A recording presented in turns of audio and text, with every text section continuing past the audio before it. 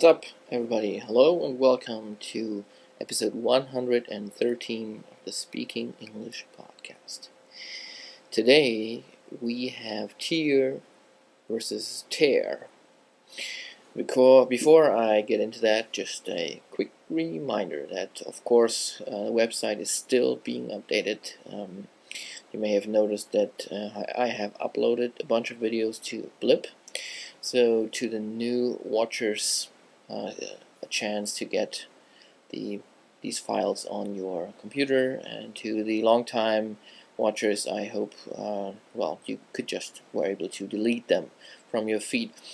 I also put up the Creative Commons license on the blog, which means now you can I set it up so that you can share it, you can download the video and pass it along. You can put it on your website as long as you mention where you got it from and link to me. And it's a non-commercial license, which means you should not put Google ads around these videos in order to just make money from it. Okay, so tear versus tear. And oh, by the way, thank you for sending in those terrific comments on the blog and suggestions via email and Twitter. I'm collecting them all, and one day soon I will increase the frequency and get it out faster to you. Okay, tear versus tear. Again, we have a pair of homophones. They are not homophones. They do not sound alike, but they are homographs, which means they're written alike. Both are spelled T-E-A-R. First one, tear, is described as a saline liquid, which means it's the stuff that comes out of your eyes when you cry. You're crying tears. You can be in tears. You can tear up, which means it's coming to tear up. Yes, and the other one is tear, which basically means to rip something apart. If it is used as a verb.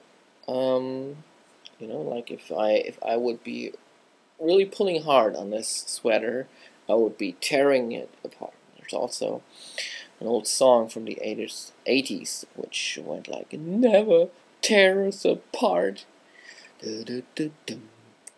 Some of you might remember that.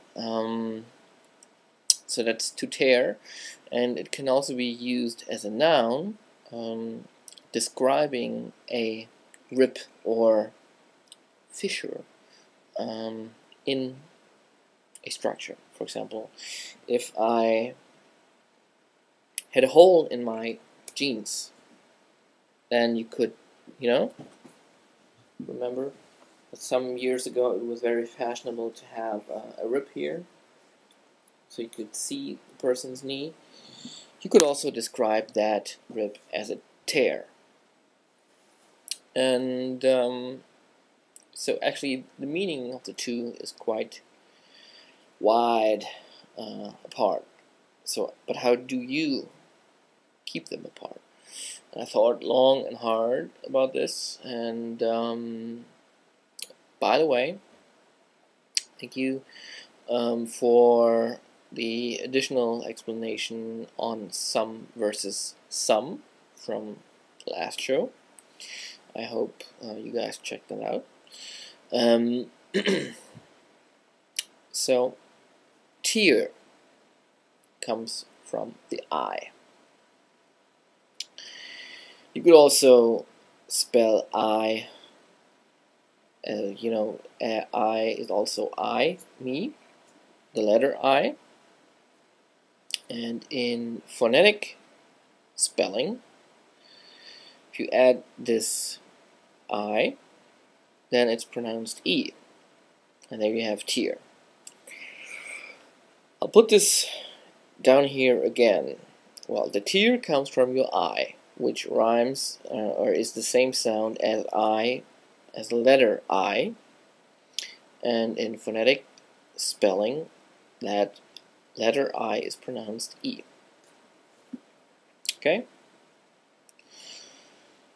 As always, if you have better ideas how to keep those, or if you have another mnemonic, if you find other ways to remember that tear, or that the word T-E-A-R is pronounced tear when it refers to the stuff coming out of your eyes, and tear when it refers to ripping something apart, let me know. And of course let the others know. And remember, you can also send in your videos. I'll put them on the blog, and there's also a little video comment plug-in on the blog, on the website.